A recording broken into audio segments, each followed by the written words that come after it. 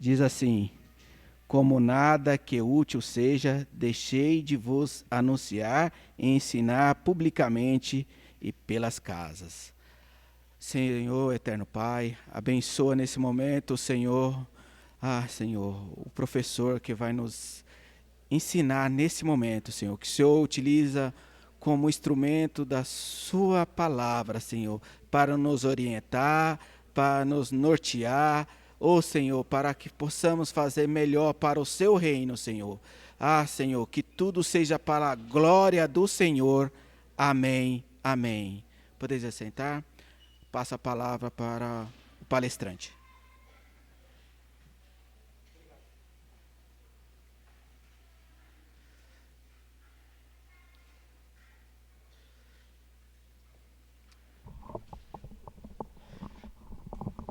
Vou pedir licença para tirar a máscara, eu estou um pouco afastado, então não tem problema, não é verdade? E assim é melhor. Né? Eu saúdo a Igreja do Senhor reunida aqui, com a paz do Senhor.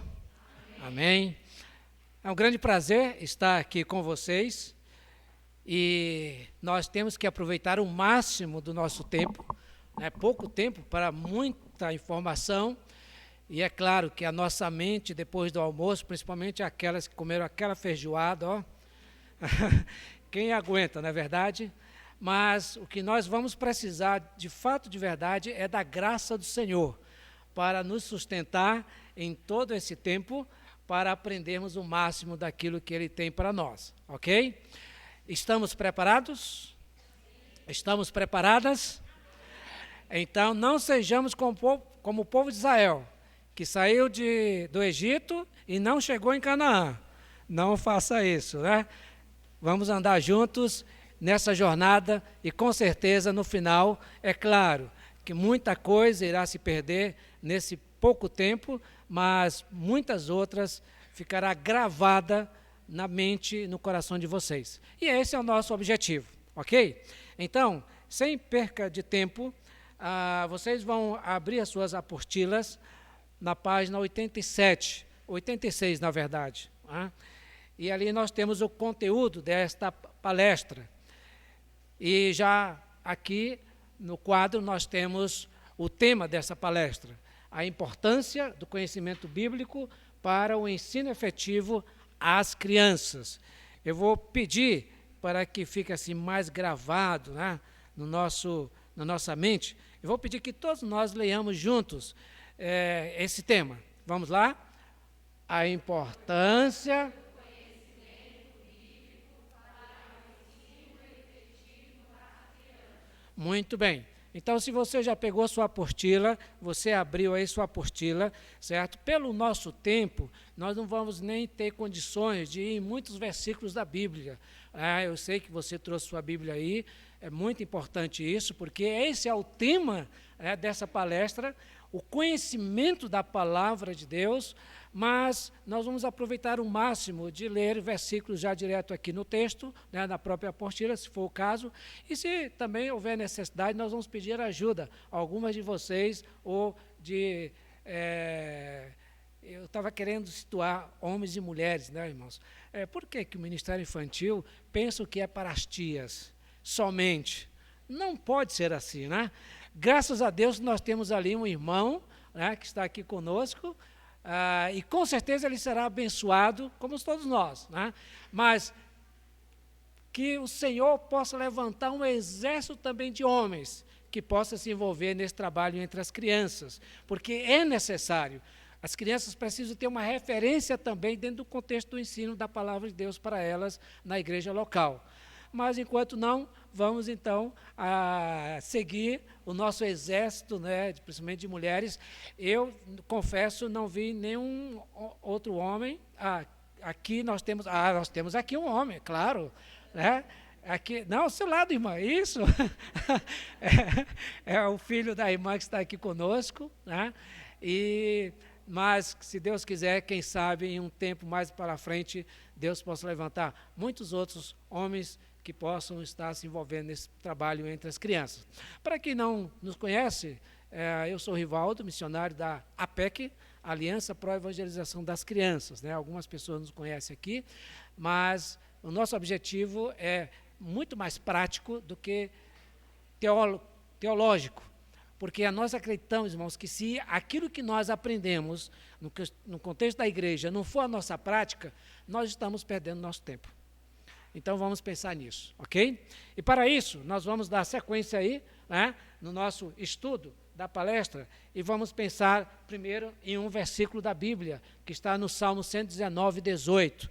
Então, o que está escrito lá é: desvenda os meus olhos para que eu contemple as maravilhas da tua lei. Salmo 119, 18. Vamos todos juntos? Salmo 119, 18. Desvenda os meus olhos para que eu contemple as maravilhas da tua lei. Salmo 119, 18.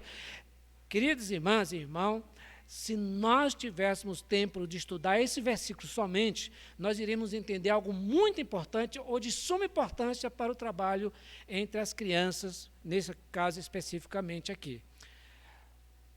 O que está escrito, qual é o primeiro termo desse versículo? Desvenda os meus olhos. Então, nós podemos entender aqui, só para a gente entender um pouco essa questão, que a palavra de Deus não está relacionada primeiramente com a nossa mente, mas com o nosso coração. Se nós tivermos a palavra de Deus na mente, isso é importante, mas se essa palavra não cair no solo do nosso coração, ela não nos servirá para nada. Acredite nisso, irmãos. Então, pense muito bem nisso, ok? Muito bem. Então, nós estamos vendo aí, né, a importância que é a palavra de Deus. É claro que em toda a história do povo de Deus, tanto no Antigo como no Novo Testamento, no Antigo Israel e no Novo a igreja, quando o povo de Deus se afastou da palavra de Deus, houve corrupção, houve apostasia, houve desgraça, houve destruição. É só nós lermos os livros da Bíblia que falam sobre isso. E também até a própria história, ao ponto de Deus ter que levantar homens na história para restaurar a casa de Deus. E um dos princípios que nós percebemos na história, tanto do povo de Deus, no Antigo Testamento, como na igreja e na história da igreja, nós percebemos que um dos fatores primordiais em avivamentos trazido por Deus para seu povo, para a sua igreja, foi atrelado a um retorno à palavra de Deus. Como importante é a palavra de Deus para a casa de Deus, para o povo de Deus. Certo? Então, a bem da verdade, o que nós temos que entender é que muitos de nós queremos, sim, ensinar a Bíblia.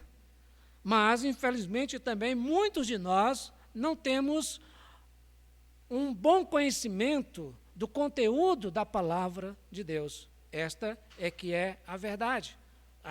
E, queridos irmãos e irmãs, nós temos que ter uma consciência séria, principalmente neste momento que estamos passando na igreja. Quanta apostasia, quanta heresia tem penetrado na igreja do Senhor. Como nós precisamos entender o quão é importante nós retornarmos à palavra, nos apegarmos à palavra de Deus, para que isso não aconteça nas nossas vidas e na vida da igreja. Usar um drone, que hoje é muito comum, e passar panoramicamente pela palavra, de forma panorâmica, não nos ajuda, se nós não nos aprofundarmos com o estudo exaustivo, com o estudo detalhado, esmiuçado da palavra de Deus. É por isso que essa frase tem que impactar a nossa vida. E que frase é? Veja bem, se o meu objetivo é ensinar a Bíblia, o quê? Vamos todos juntos novamente?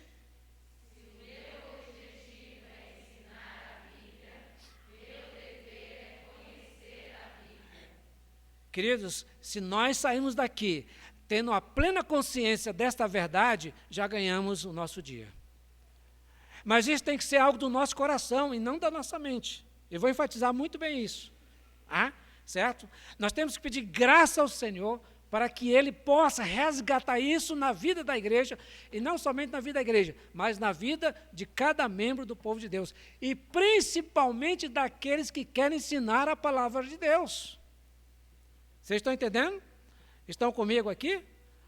Se o meu objetivo é ensinar a Bíblia, o meu dever é conhecer a Bíblia. Olha o que está escrito ali no Salmo 119, 97. Quanto amo a tua lei, é a minha meditação todo o dia. Eu não quero ser negativo, irmãos, nesses aspectos da nossa responsabilidade como professores de crianças, mas é um pesar o que nós encontramos na vida daqueles irmãos e irmãs que têm a responsabilidade de ensinar a Bíblia às crianças, e não somente às crianças, ao povo de Deus. A Bíblia não faz parte da vida dessas pessoas. Sim, ela é um livro que nós fazemos aquele nosso devocionalzinho, até mesmo os devocionais não é baseado na própria palavra. Eu não estou condenando nada, irmãos, mas é um risco quando nós esquecemos a palavra, a própria palavra, e começamos a nos apegar nesses livrinhos de pão diário. Vocês estão entendendo? Porque com o nosso Deus, você já pensou se seu filho começasse a falar para você a mesma frase todo dia e durante o dia todo? Seria uma incoerência, não é verdade? Porque, irmãos, o nosso Deus é um Deus pessoal. Ele quer ouvir dos seus lábios o que você quer falar para Ele. Agora, se você usa aquele diário, aquele devocional, que todo mundo vai ler, é uma coisa repetitiva. Não há um diálogo, uma intimidade profunda, baseado nesses diários, irmãos, nesses devocionais. Mas quando você vai à palavra e você ora o que está no seu coração, aí sim. Vocês estão entendendo o que eu estou falando, né? Certo? Eu espero que sim. Ok? Vamos dar continuidade, porque o nosso tempo vai ser curto. Muito bem. Agora, nós veremos aqui alguns aspectos importantes, né, que devem fazer parte na vida daqueles que ensinam a Bíblia às crianças. E quais são esses aspectos? O primeiro aí, ele é muito fundamental. Na apostila de vocês, está aí na página 87, conhecer bem as doutrinas da fé cristã. Mas eu colocaria desta forma: conhecer os fundamentos da fé cristã. Qual é o primeiro aspecto para que possamos ensinar a Bíblia adequadamente às crianças? Todos juntos? Eu só queria chamar a atenção para a parte final do versículo, lá de Atos 20 e 27, e no caso é o versículo 27, quando Paulo chamou os presbíteros de Éfeso, ele estava em Mileto, e ali ele falou as últimas palavras para aquele grupo dos presbíteros, e no final ele falou isso: porque jamais deixei de vos anunciar todo o desígnio de Deus, isto é, todo o plano, toda a intenção do coração de Deus para a igreja do Senhor lá em Éfeso.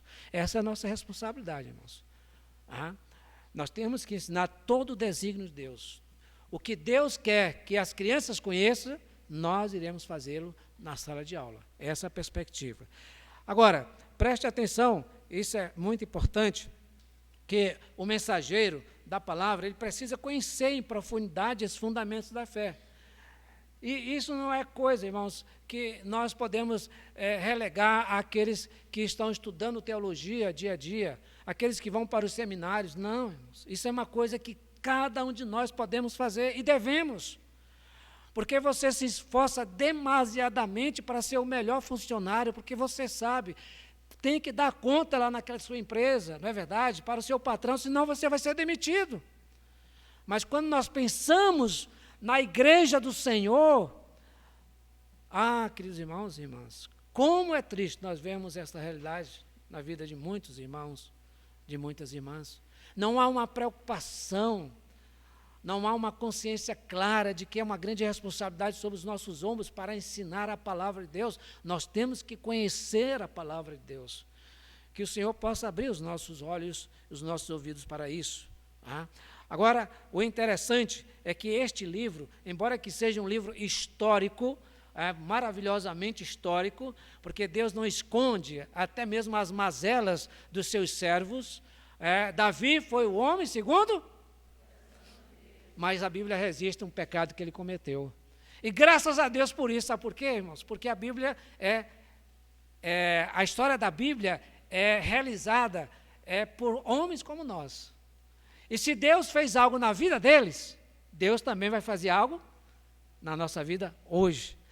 Por isso, eu quero chamar a atenção aqui, se é que você já ouviu isso por aí, o que está acontecendo na igreja do Senhor em alguns ambientes de lideranças, né, da igreja evangélica.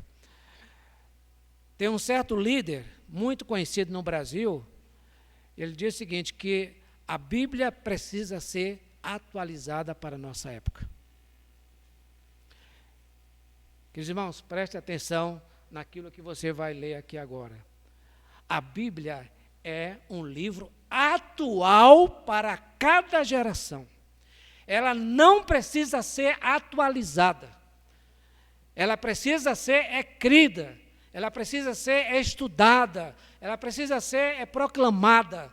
Por quê? Porque a Bíblia, a palavra de Deus é um livro eterno. Ele não muda, ela não muda com o tempo. Nem nós mudamos. Sabe quando foi cometido o primeiro homicídio na história da humanidade? Foi ontem. A gente se assusta, irmãos, sem necessidade. O primeiro homicídio foi cometido quando existia apenas 4 pessoas neste mundo. E foi por um irmão, vocês lembram? Quem foi? Caim. Caim matou Abel. Ou foi Abel que matou Caim? Quem é desse lado? Quem é... Estou de olho, estou vendo aí. Será que vocês estão meio atentos, né? Você percebe, irmãos, que a maldade do coração do homem sempre foi o mesmo. Nós não estamos vivendo tempos difíceis, não. Nós estamos vivendo o nosso tempo difícil, a nossa geração. Mas a Bíblia é um livro atual para cada geração. Este livro serviu para o povo de Israel lá no Egito, lá em Canaã. Esse livro serviu para a igreja lá no início, em Jerusalém. Esse livro serviu para a igreja na época de Charles Spurgeon. Esse livro surgiu serviu para todas as épocas e é um livro que serve também para nós hoje. Porque esse livro, ele é a palavra de Deus. E Deus, ele não muda. Deus, ele é o mesmo sempre e será sempre. Então, queridos irmãos e irmãs, tenham muito cuidado com isso. Quando você ouvir alguém dizer que nós precisamos atualizar a Bíblia, isto é heresia. Isto é apostasia. Fuja disso. Se apegue à palavra de Deus. Isso é importante. O Senhor Jesus Cristo, ele advertiu alguns de seus contemporâneos, dizendo que, Mateus 22, 29, tem aí na sua apostila, né? Errais, não conhecendo as Escrituras. Tá? E para o nosso deleite, né, para o nosso conhecimento, nós colocamos aqui de uma forma bem prática, fácil, tá? Certo? Eu sei, irmãos, que é claro que precisamos de homens e mulheres que mergulhem no que nós chamamos de teologia, né, de estudar o grego, o hebraico, e para poder entender melhor a palavra de Deus. Isso é muito importante. Mas, queridos irmãos, nós vamos descobrir logo mais que a Bíblia é um livro para pessoas simples, né, como nós.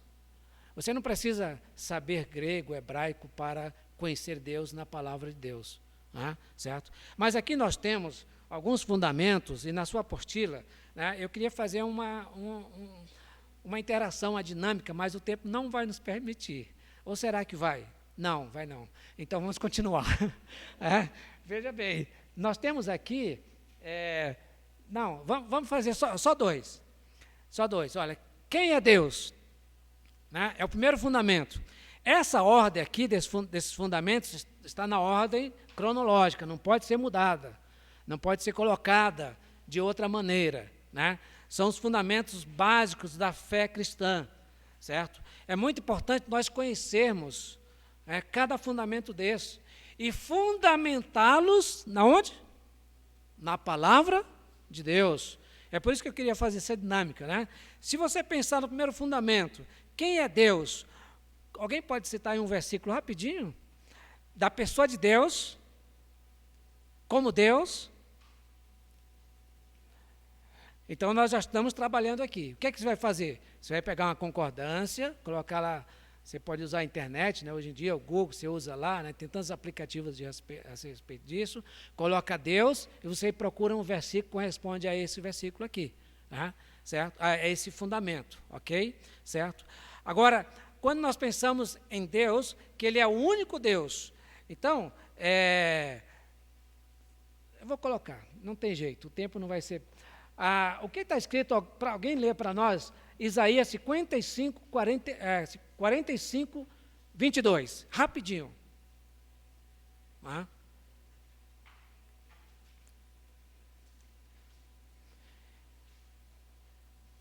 Isaías 45, 22.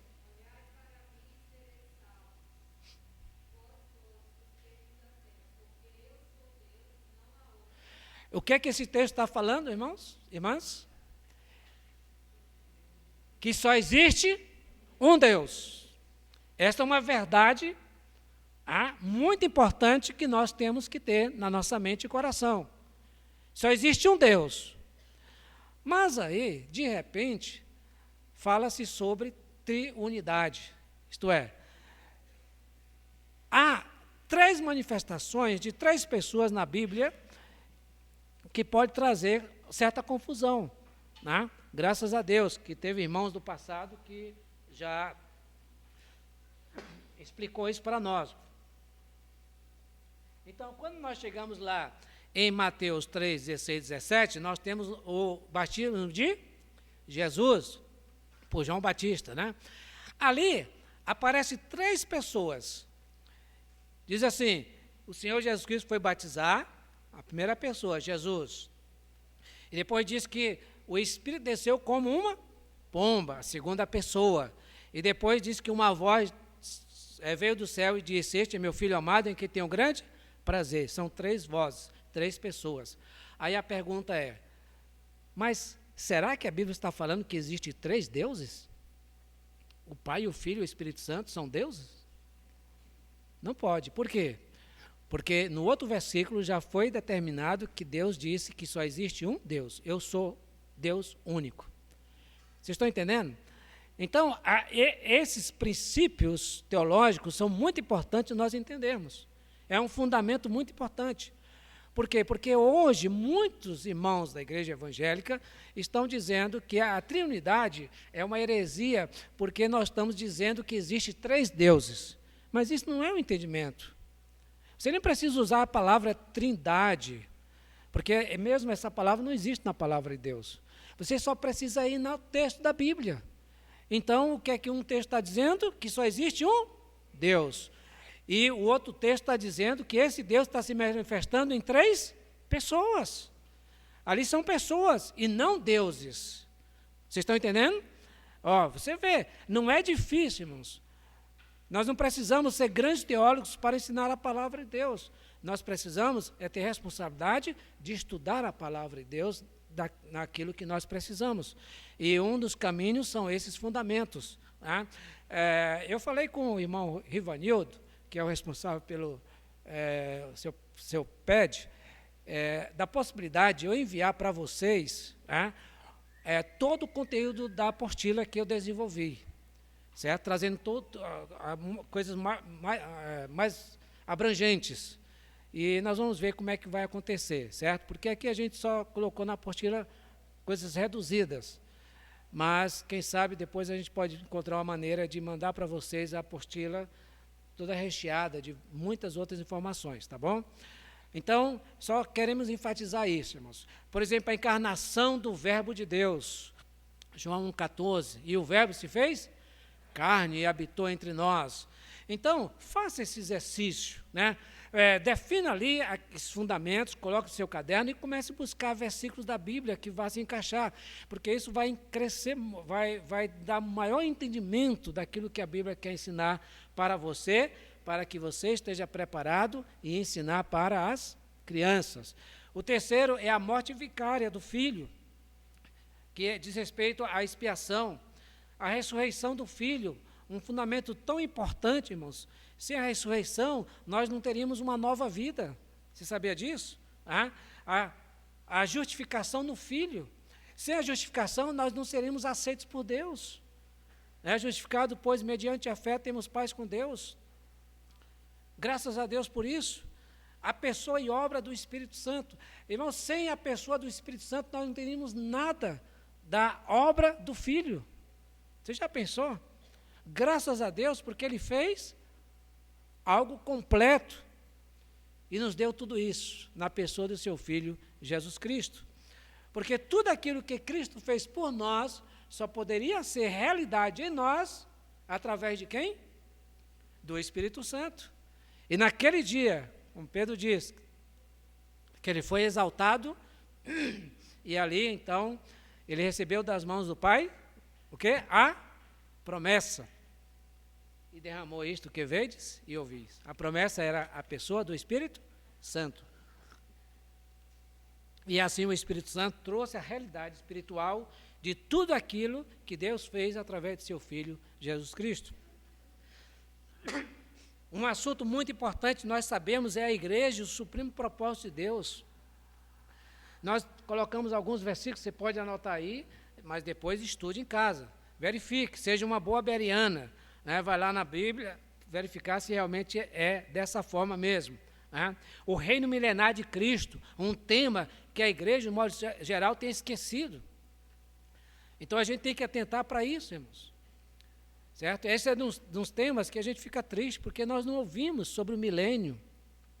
E eu vou dizer uma coisa, a nossa condição no milênio vai ser determinada pela nossa vida hoje. Sabia disso? Procure lá na palavra. Certo? E por último, a consumação de todas as coisas. Então, aí só alguns versículos, referente aos fundamentos, mas eu vou desafiar você, no nome de Jesus, tenha esse interesse, irmãos, de se aprofundar no estudo da palavra de Deus, para que você possa estar transmitindo algo realmente que tenha relevância para a vida das crianças. Agora, vamos ler juntos aí. O próximo, o que é que diz? Todos juntos?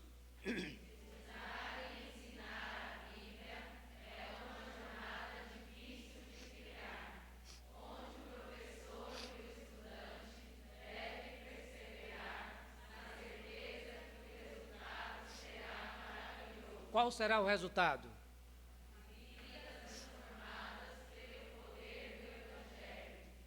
Você já pensou, irmãos? Você ser um instrumento de Deus para ganhar uma alma para Cristo, através da ministração da palavra de Deus. Ganhando uma criança para Cristo, Deus vai ter toda aquela vida para a sua glória neste mundo. Isso é muito importante. Agora, o segundo, certo? Vamos lá. Qual o segundo aspecto? É que nós devemos o quê? Exatamente, né? Manejar bem a palavra da verdade, mas não eu vim de uma igreja lá do Nordeste que eles têm um trabalho para adolescentes, né? E eles desenvolvem ajuda, de uma certa forma, né? Esse método de levar os adolescentes a aprender a buscar o versículo na palavra de Deus. Então, eles falam assim, espada desembainhada. Aí os adolescentes então levantam a Bíblia, né? Quem conhece aqui esse método? Então, a professora ou o professor fala um versículo. João 14:6. Aí, quando ela fala, os adolescentes então têm que ir lá. O primeiro que encontrar, se levanta e recita o versículo, certo? Mas isso não é bem o que estamos querendo dizer aqui de manejar bem a palavra de Deus. Manejar bem a palavra de Deus diz respeito ao conteúdo doutrinário da palavra de Deus. Está interligado com o primeiro aspecto, que é conhecer os fundamentos da fé cristã. E para conhecermos, para darmos sequência a esse processo, então nós temos que manejar bem as verdades da palavra de Deus. E é um versículo que Paulo apresenta para Timóteo. Diz, procura apresentar-te a Deus aprovado. Aí veja bem, irmãos, é muito comum a gente interpretar certos versículos baseados em nós mesmos. Olha o que o texto está dizendo, procura apresentar-te à liderança da igreja. Deus nos conhece. Deus sabe que você tem preocupação em estudar a palavra para ensinar as crianças. Então, pare com isso. Não tire somente o sábado, e às vezes sábado à noite, para estudar a Bíblia, a qual você irá ensinar para as crianças no domingo pela manhã. Tire tempo. Aí você diz, mas, irmão Rivaldo, eu não tenho tempo, eu trabalho, eu faço isso, faço aquilo. Queridos irmãos, o tempo é de Deus. E se você orar, com certeza Ele vai dar condições de você tirar bastante tempo para aprender a palavra de Deus. Aquelas horas que você passa, quem sabe, na frente da televisão, não seja um tempo adequado, não é verdade? Às vezes, um tempo jogando conversa fora. Então, são esses tempos que você pode tirar para buscar ali aquilo que Deus quer falar ao seu coração para falar às crianças. Então, vamos lá. A Bíblia, ela responde e interpreta, aliás, dando continuidade, diz assim, voltando no versículo 2 Timóteo 2,15, diz, como obreiro que não tem que se envergonhar, que maneja bem a palavra da verdade. Então, a Bíblia, ela responde e interpreta a própria Bíblia, certo? Nós vamos ver que o próprio Senhor Jesus Cristo, como modelo para nós, professor por excelência, ele usava sempre a palavra de Deus. Lá no deserto, você lembra? Quando Satanás o confrontou, com alguns versículos da Bíblia, fora de contexto, mas o Senhor, ele disse, por 3 vezes, ele disse, está escrito. Nem só de pão viverá o homem, assim em diante, não atentará o Senhor teu Deus. Você percebe o quão é importante nós manejarmos bem a palavra de Deus? Se o próprio Senhor Jesus Cristo, que é o Filho de Deus, ele precisou fazer isso na sua experiência para confrontar aquilo que estava sendo colocado por Satanás e por tantos outros religiosos da sua época. Imagine nós, irmãos. Imagine nós.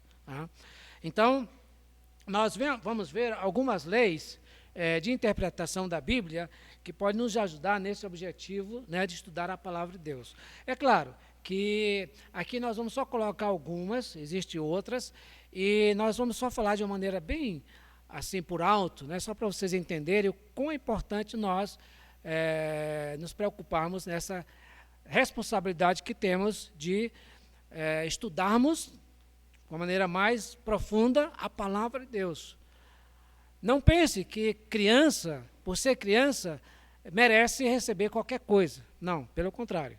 Nós temos sim que ter grande responsabilidade. Sabe por quê? Porque os fundamentos da vida de uma pessoa, ela é colocada naquela vida, principalmente quando elas são crianças, quando ela é criança. Então, é essa a responsabilidade para nós. Vamos ver assim, de uma maneira bem rasa, quais são essas leis. Primeiro, a lei da declaração direta. O que isso quer dizer? Eu vou explicar essa lei de uma maneira bem simples. A lei da declaração direta diz respeito a Deus colocar o texto da Bíblia de uma maneira o mais natural possível para que todos possam entender. Então, preste atenção. Se eu falar aqui, alguém pode me pegar um pouco de H2O?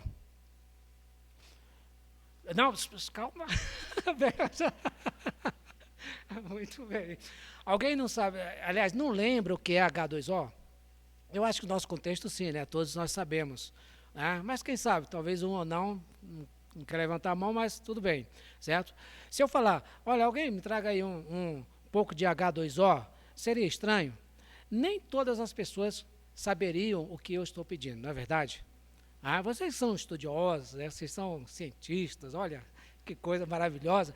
Eu não sei por que o irmão está oferecendo curso de universidade para nós. Mas, queridos irmãos, se eu chegar para você, para alguém e dizer, olha, me arranje um pouco de água, o que iria acontecer? Todos iriam entender, não é verdade? É esse o objetivo da palavra de Deus. A Bíblia foi escrita para pessoas simples. Para pessoas simples. Não foi escrita para os intelectuais. É essa lei da declaração direta. Quando você ler a Bíblia, pense nessa lei. Deus quer dizer aquilo que Ele quer dizer naquele texto. Então Ele diz, no princípio criou Deus os céus e a terra. A Bíblia não começa com informações científicas sobre a criação do mundo. Porque senão somente os cientistas iriam entender a palavra de Deus lá no início. Mas a Bíblia diz, no princípio criou Deus os céus e a terra. Até uma criança sabe o que a Bíblia está dizendo. Vocês estão entendendo? Esse princípio da lei, da declaração direta. Né? A Bíblia é como se fosse uma longa carta escrita por Deus para dizer aos homens que Ele os ama, certo? Deus não deseja salvar somente as pessoas cultas, mas também as mais simples. É por isso que a Bíblia diz, dá entendimento aos simples. Se a pessoa mais simples pode entender a Bíblia, então ela é de fato para todos. E graças a Deus por isso. Vocês estão entendendo aí o princípio aqui dessa lei? Então, quando você for ler os textos da Bíblia, você pode pensar primeiramente, o que Deus quer dizer com esse texto? Pronto, não precisa especular. Agora, dentro dessa naturalidade, existem textos que realmente serão difíceis, né? Alguém lê para nós Mateus 5, 29.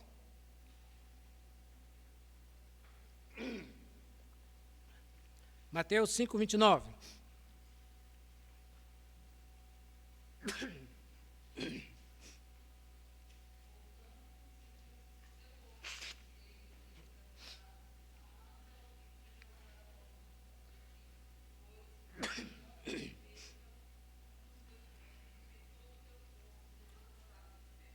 Se você for ler esse texto de uma forma natural, o que vai acontecer?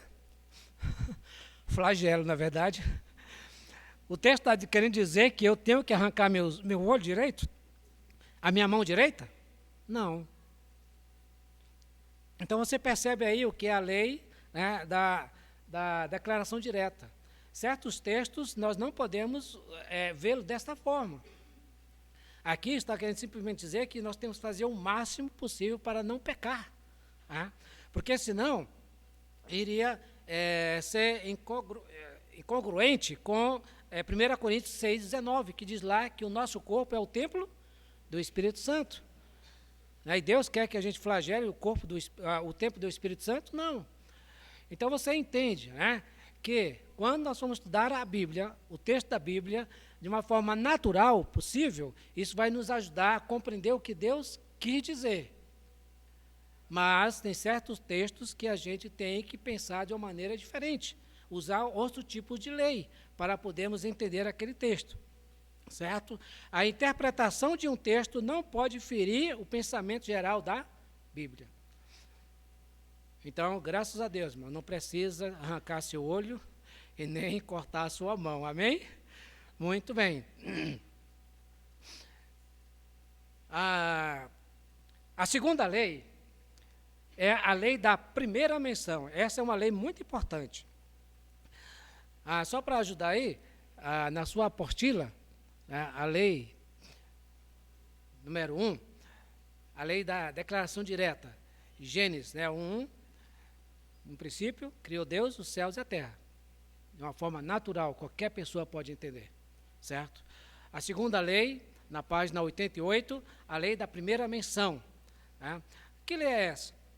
A partir da primeira menção de certa expressão encontrada na palavra, ela nos ajudará a obter uma maior compreensão deste assunto em todo o seu desdobramento nas Sagradas Escrituras.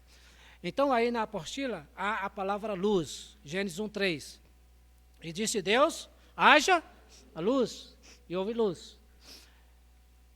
Irmãos, se a gente for estudar essa expressão em toda a palavra de Deus, nós vamos chegar a uma conclusão de que essa expressão, ela vai determinar duas coisas neste mundo. Quais são? Que existe a luz verdadeira e que existe um reino da luz. Quem é a luz verdadeira? Jesus Cristo. Então você vê, a partir dessa primeira menção, nós continuamos, chegamos lá no Novo Testamento, quem encontramos como a luz? Eu sou a luz do mundo, do homem, né? da humanidade, certo? Mas, veja bem, há um aspecto aqui. Essa primeira referência vai determinar que existe também outro reino. E que outro reino é esse? O reino das trevas.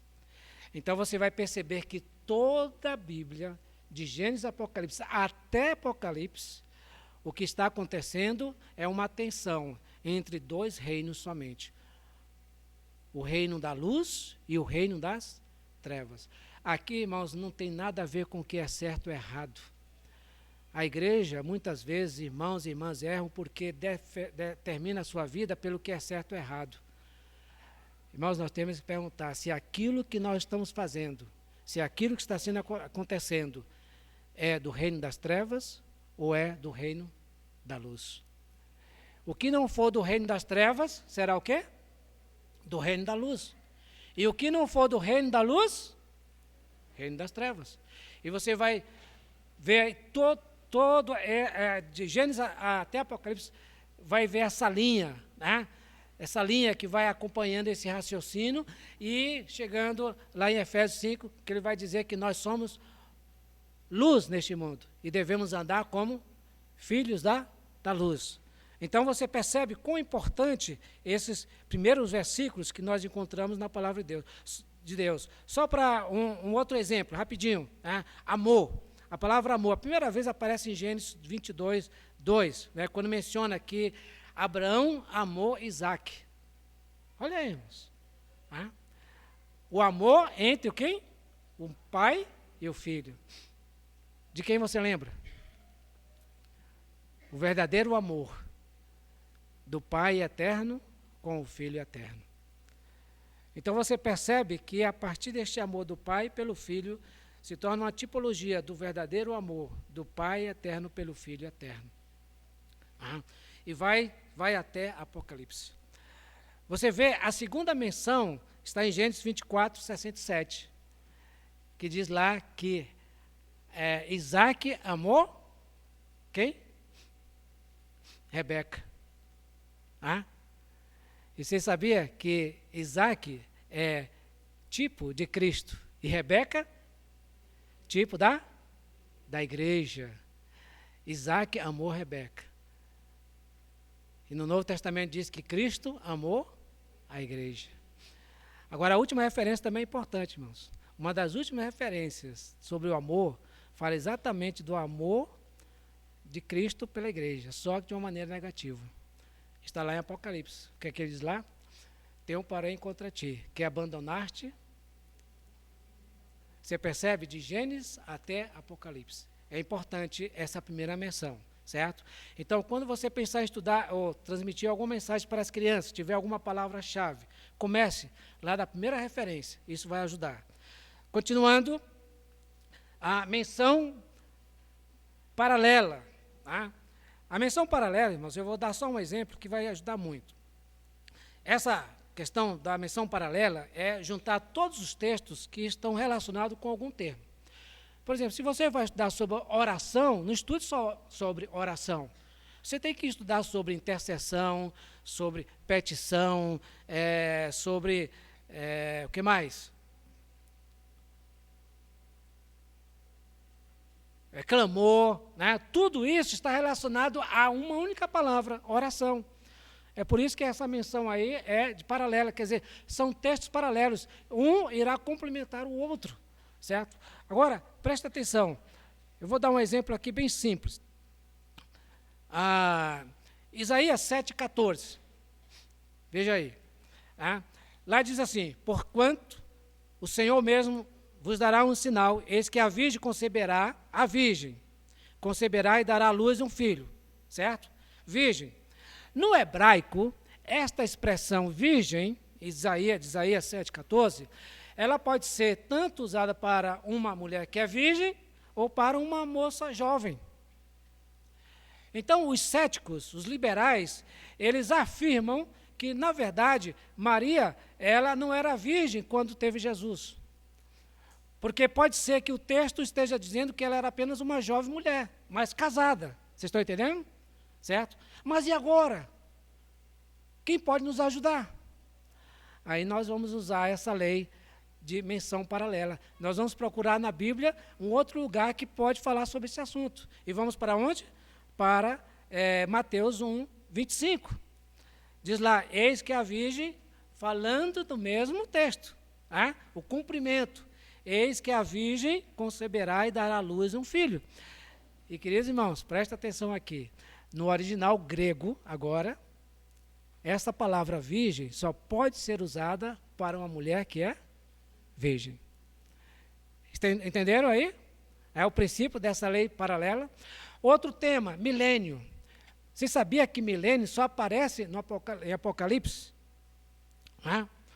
Lá em Apocalipse capítulo 20. Somente lá. Então, os céticos, aqueles que não acreditam no milênio, eles acham, pelo fato de essa palavra só estar lá em Apocalipse, então, o livro de Apocalipse é muito simbólico, não é? Então, eles acham que também o milênio é simbólico, não é real. É os conhecidos amilenistas. Você conhece os amilenistas? Eles não acreditam no milênio, certo? Mas, queridos irmãos, quando usamos a lei da menção paralela, nós vamos encontrar outros textos que não têm a palavra, mas têm a mesma ideia. Então, por exemplo, olha aí, Isaías 11, 6, diz assim: o lobo habitará com o cordeiro e o leopardo se deitará junto ao cabrito, o bezerro, o leão novo e o animal cevado andarão juntos e um pequenino esgueirá. A vaca e a ursa pastarão juntas, e as suas crias juntas se deitarão, o leão comerá palha como boi. A criança de peito brincará sobre a toca da áspide, e o já desmamado meterá a mão na cova do basilisco. Não se fará mal nem dano algum em todo o meu santo monte, porque a terra se encherá do conhecimento do Senhor, como as águas cobrem o mar. Naquele dia correrão as nações, a raiz de Jessé, que está posta por estandarte dos povos, a glória lhe será a morada. Queridos irmãos, nós nunca na história da humanidade tivemos um tempo como esse. Mas a Bíblia diz quando isso acontecerá? No milênio. Isto é, se você acredita bem no milênio. Certo? Então, essa lei da menção paralela nos ajuda a pensar que alguns textos podem ser complicados quando nós estamos estudando, mas em outras partes da Bíblia a gente pode ter uma resposta para essa dificuldade, certo? Vamos, para finalizar, esse aí, Lucas 14, 26. Lá diz assim, quem lê para nós? Lucas, bem rapidinho, 14, 26. Só para você entender melhor.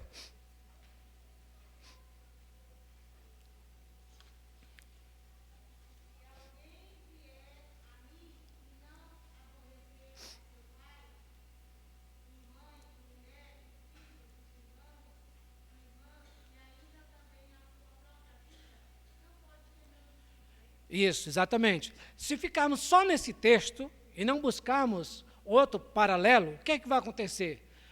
Nós vamos entender que Jesus está ensinando que devemos odiar os nossos parentes por causa dele.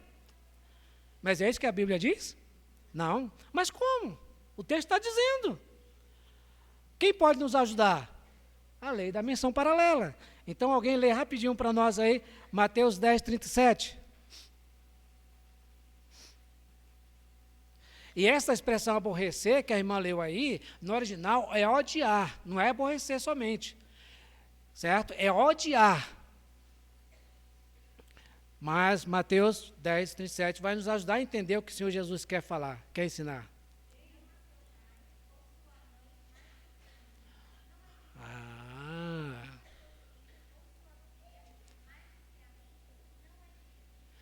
Você percebe aí? Você entendeu agora a necessidade dessa menção paralela?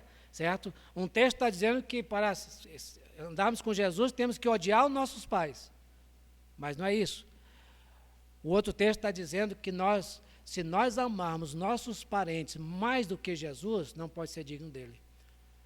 Então a ideia aqui de Lucas é amar menos. Certo? Se nós amarmos menos o Senhor em relação aos nossos parentes, nós não somos dignos dele. Você percebeu a importância dessa lei da menção paralela? Você tem que buscar na Bíblia esses textos para ajudar a compreender outros textos. Vamos agora para o próximo, que é a menção progressiva. Esse eu gosto muito, né, porque é uma forma muito prática de nós estudarmos a palavra. Eu só queria mencionar um conceito muito importante, que é de o cordeiro. Eu vou ler aqui os versículos para ser mais rápido e ganharmos tempo. A lei da menção progressiva é que há certos conceitos, palavras, que ela vai sendo revelada progressivamente para nós. Então, vamos pensar nesse conceito do cordeiro. A primeira vez que aparece a palavra cordeiro é lá em Gênesis 22, 7 e 8. Abraão levou seu filho para o Monte Moriá para ser sacrificado, e o filho, Isaque, perguntou para o pai: Pai, eis o fogo e a lenha, mas onde está o cordeiro para o holocausto? A primeira vez, o cordeiro. Ele perguntou. A resposta de Abraão: Deus proverá. Então, isso quer dizer que o cordeiro está sendo profetizado aqui. Agora, se a gente for para Êxodo, capítulo 12, versículo 3, diz assim: Falai a toda a congregação de Israel, dizendo: aos 10 deste mês, cada um tomará para si um cordeiro, segundo a casa dos pais. Nós conhecemos a história, né? Aqui, o cordeiro está sendo tipificado. Quando a gente vai para os profetas, Isaías 53, 7, ele foi oprimido e humilhado, mas não abriu a boca. Como cordeiro, aí já está diferente, né? Como cordeiro foi levado ao matadouro. O cordeiro aqui está sendo personificado. Está falando de uma pessoa. Agora, quando nós vamos para o Evangelho, então uma pergunta. Quem responde a pergunta feita por Isaque para Abraão? A pergunta de Isaque foi: Pai, onde está o cordeiro? Quem responde? Está vendo como essa lei da progressão é interessante? Sabe quem responde, irmãos? João Batista. Depois de mais de 1000 e poucos anos, um dia, João o Batista olha para aquele jovem galileu, nazareno, e ele aponta para ele e diz o quê? Eis o Cordeiro de Deus que tira o pecado do mundo. E aqui o Cordeiro está sendo identificado. Você percebe a progressão da profecia? Né? Nas cartas, o Cordeiro é explicado. 1 Coríntios 5, 7, pois também Cristo, nosso Cordeiro Pascual, foi emolado. E Apocalipse, o Cordeiro é satisfeito. 22, 3 diz: nunca mais haverá qualquer maldição, nela estará o trono de Deus e do Cordeiro. Você percebe aí essa perspectiva da lei da progressão, da menção progressiva? Certo? Muito bem, vamos continuar. Nós temos aí a lei da menção completa. Existem certos textos que parece que Deus quer enfatizar algo. Quando a gente fala do amor, qual é o capítulo que vem na nossa mente? 1 Coríntios, capítulo 13, porque parece que lá está tudo sobre o amor. É claro, tem em toda a Bíblia, mas ali está. Quando a gente quer estudar sobre a fé, Hebreus, capítulo 11. Então, parece que Deus colocou certos temas em um só lugar para enfatizar aquele tema, aquela palavra, aquele conceito. Vocês estão entendendo? Então, é a lei da menção completa. Há vários textos que vai nos dar uma ideia dessa lei da menção completa, certo? Se nós queremos conhecer um pouco sobre o que vai acontecer sobre aqueles que morreram em Cristo, nós vamos para onde? A ressurreição. 1 Coríntios capítulo 15, certo? E assim diante. Se nós queremos conhecer sobre aquilo que é o reino dos céus, em termos de justiça, Mateus, capítulo 5, 6 e 7, está compilado em um só lugar. Então, essa é a lei da menção completa, ok? Agora, também nós temos a lei da menção intercalada. Se nós formos para 1 Coríntios capítulo 13, fala sobre o amor. Mas no capítulo 12 e 14, fala sobre os dons. Por quê? Irmãos, na igreja de Corinto, estava tendo confusão por causa dos dons. De forma intercalada, Paulo colocou o capítulo 13 para mostrar que o mais importante é o amor, é a aceitação mútua dos irmãos. Essa lei é como se fosse um sanduíche. Nós temos de um lado uma fatia de pão, do outro outra fatia, e no meio nós temos o recheio. Certo? Então, há vários lugares na palavra de Deus que nós vamos encontrar essa lei. Em João, capítulo 1, versículo 29, diz: eis o Cordeiro de Deus que tira o pecado do mundo. Mas no versículo 37 vai dizer: eis o Cordeiro de Deus. Do 35 ao 37. Mas qual é a diferença?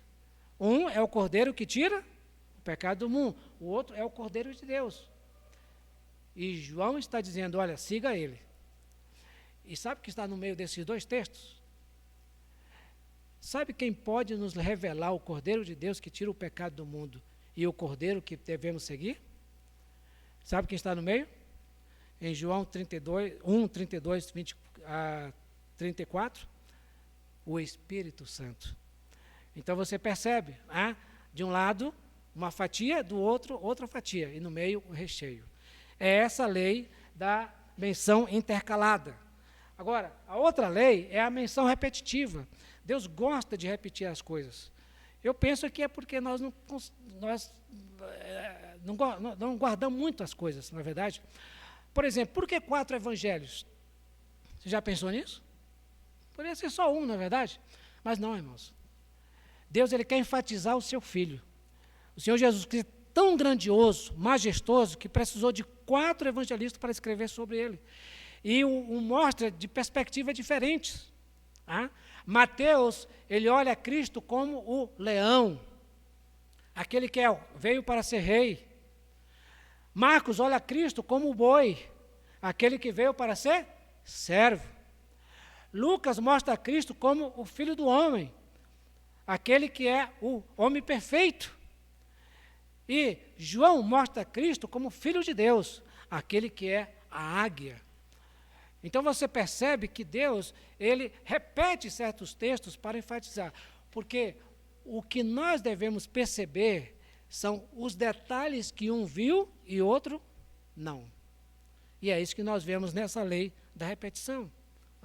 Em certos momentos que, por exemplo, Gênesis capítulo 1 e 2, os céticos, eles querem invalidar Gênesis, dizendo que aqui nós temos 2 relatos da criação, no capítulo 1 e no capítulo 2. Então é sinal de que o Gênesis não foi escrito por somente um homem, no caso Moisés, mas por vários autores. Mas, queridos irmãos, o que ele não sabe é que Deus, ele é tão maravilhoso que nessa perspectiva da repetição, no capítulo 1, ele mostra a natureza e menciona o homem. Mas no capítulo 2, ele enfatiza o homem. Você percebe isso?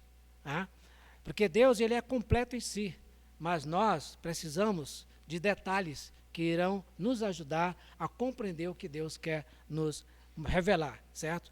Então, vamos dar sequência.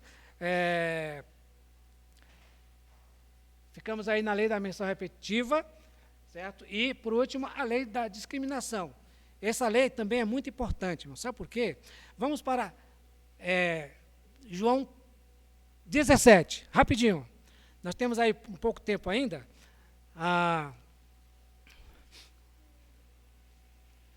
Nós começamos um pouco depois.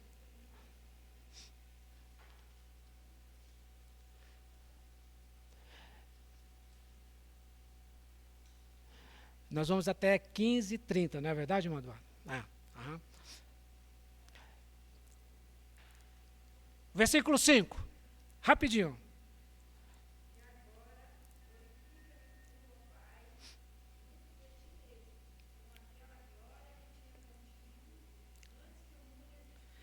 Aí está a palavra mundo, certo? Versículo 9, rapidinho, vamos lá.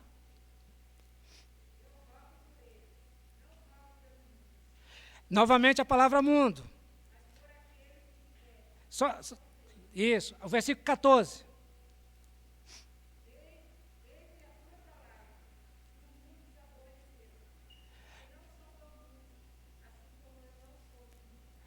Então você lê esse texto e encontra 3 vezes a palavra mundo, cosmos, no grego. Né? Agora a pergunta é, está falando do mesmo mundo? A lei da discriminação diz que não. Olha o versículo 5, o que diz aí? Agora a irmã tem que ler de novo. Pode, por gentileza.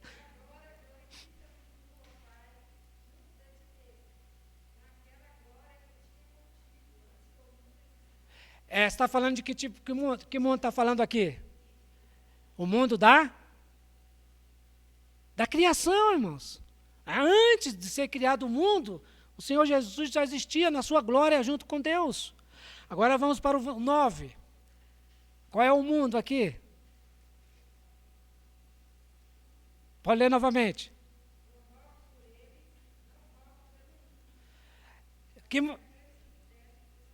Então, não rogo pelo mundo. Que mundo é esse? As pessoas, a humanidade. Você percebe a lei da discriminação? E agora o último, versículo 14.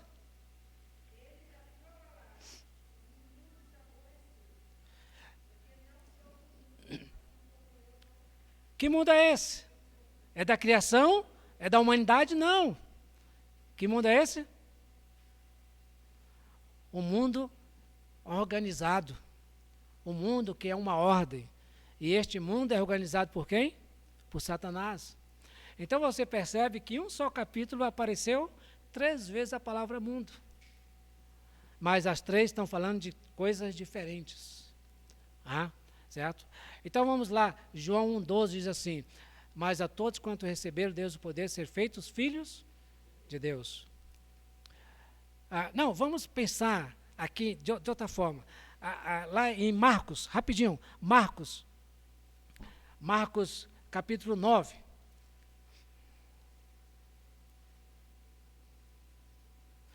Só para você entender como é bom nós sabermos disso, até mesmo com as nossas crianças. Capítulo 9, versículo 21. Diz assim, perguntou Jesus, Marcos 9, 21, ao pai do menino, há quanto tempo isto lhe sucede? A resposta do pai foi, desde a infância. Guarde aí, certo? Agora vá para 2 Timóteo. 2 Timóteo.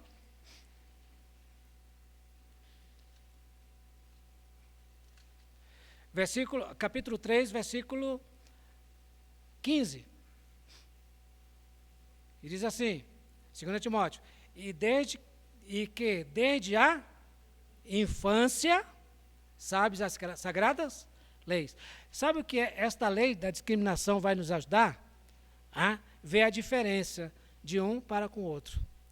Aqui em Timóteo, a expressão no grego é brefos. Lá em Marcos, a expressão no grego é paidiotem. Mas para o nosso português, infância. Paidiotem só aparece uma vez na Bíblia. E sabe onde? Aqui. Desde a infância, paidiotem diz respeito a um menino. Não um bebê, mas a um menino, a um garoto. quando Satanás começou a peneirar a vida daquele rapaz? Desde quando ele era menino, garoto. Mas, queridos irmãos, quando a avó e a mãe de Timóteo começou a ensinar a palavra de Deus para ele? Brefos. Porque brefos aparece aqui em Timóteo, quer dizer bebezinho, um recém-nascido.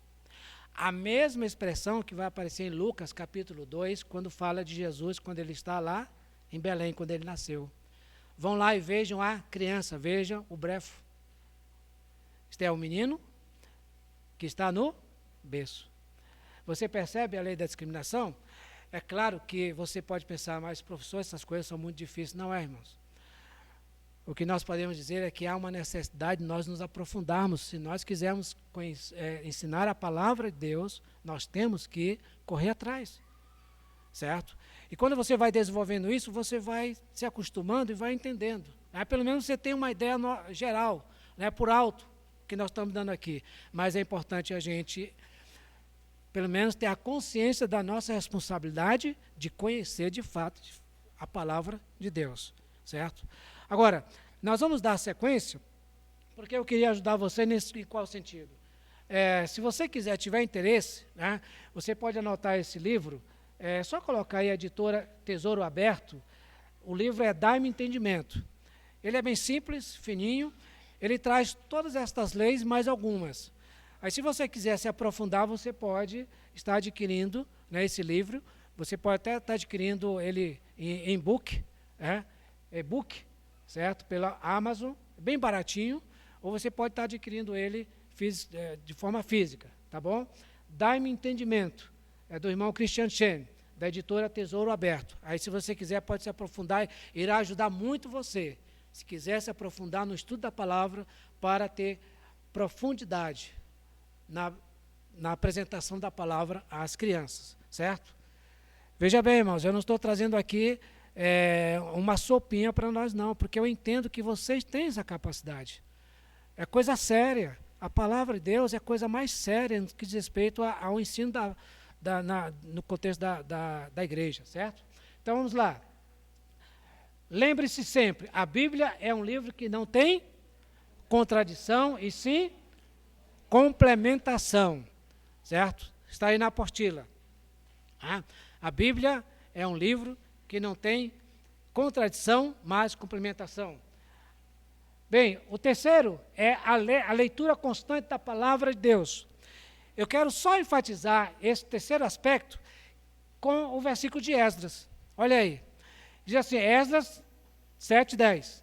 Porque Esdras tinha disposto o coração para buscar a lei do Senhor e para cumprir e para ensinar a Israel os seus estatutos e os seus juízos. Sabe o que tem sido feito para aqueles que têm ensinado as crianças, irmãos? É o seguinte, veja bem, preste atenção comigo aqui, ande comigo. Porque, se coloque aí nessa situação, porque fulano de tal tinha disposto a mente, e não o coração, a mente, para compreender a lei do Senhor. Aí ele dá um pulo, e para ensinar a Israel. Pode ser assim, irmãos? Há um testemunho da nossa parte quando nós estamos preocupados só em aprender conceitos da Bíblia que não tem nada a ver com a nossa realidade de vida? Perceba isso. Ele buscou primeiramente, dispôs seu coração para buscar a lei do Senhor, para cumprir a lei, para ser uma realidade na sua vida. E aqui eu chamo a atenção de que, para a história do irmão George Miller, né, que vocês conhecem muito bem, e veja o que ele diz: o vigor da nossa vida espiritual está na proporção exata do lugar que a Bíblia ocupa em nossa vida e em nossos pensamentos. Faço esta declaração solenemente baseada na experiência de 54 anos. George Miller ele leu a Bíblia 200 vezes. E dentre essas 200 leituras, ele fez 100 leituras de joelhos. Então, ele é um testemunho, realmente. Deus usou grandemente esse irmão no ministério na igreja. Agora, eu vou passar, só para a gente ganhar tempo, né? Veja bem, antes de querer ser um mensageiro da palavra, primeiro preciso ser um homem, uma mulher da palavra, certo? Vamos continuar o quarto, discernindo o dom de ensino. Então, você está aí na página 90. Em 5 minutos a gente vai fazer tudo o que precisamos nessa palestra, certo? O mais importante, nós sabemos, é o seguinte. Eu vou colocar aqui, olha o que está escrito aqui. O que deve determinar a minha funcionalidade na igreja não deve ser a minha capacidade intelectual, e sim a minha estatura espiritual. Não pense pelo fato de você ter feito um curso de magistério, você é a pessoa qualificada para ensinar as crianças na igreja do Senhor. O que nós precisamos é de homens e mulheres espirituais. Porque as coisas de Deus se discernem espiritualmente. Então, uma coisa que me deixa triste no que diz respeito ao ministério infantil é que hoje nós estamos determinando que o professor ou a professora das crianças são aquelas que tiveram um curso de pedagogia, mas não tem vida com Deus. Isso é muito sério, irmãos. Nós podemos fazer muita coisa para Deus, mas cuidado para que essas coisas não sejam madeira, palha e feno, que um dia será queimado pelo fogo no tribunal de Cristo. Era esse ponto que eu queria frisar neste. Vamos seguir aqui. Eu já mencionei isso, tem na apostila. Ser dependente do Espírito Santo. Queridos irmãos, isso é muito importante. 1 Coríntios 2:13 diz assim: disto também falamos, não em palavras ensinadas pela sabedoria humana, mas ensinadas pelo Espírito, conferindo coisas espirituais com espirituais. Eu desafio você a chegar em casa, se você quiser pensar nessa perspectiva de ser apenas um instrumento das mãos do Espírito Santo para ensinar as crianças, estude 1 Coríntios capítulo 2, você vai ver lá. Paulo ele tinha muita capacidade intelectual, mas ele nunca usou esta capacidade na igreja do Senhor. Porque ele sabia que a sabedoria humana não ajuda ninguém nas coisas espirituais. Mas ele se tornou um homem dependente do Espírito Santo. E o Espírito Santo, usando a boca de Paulo, iria ministrar a vida daquelas pessoas. Então isso é muito importante, irmãos. Vamos dar sequência também. O quinto,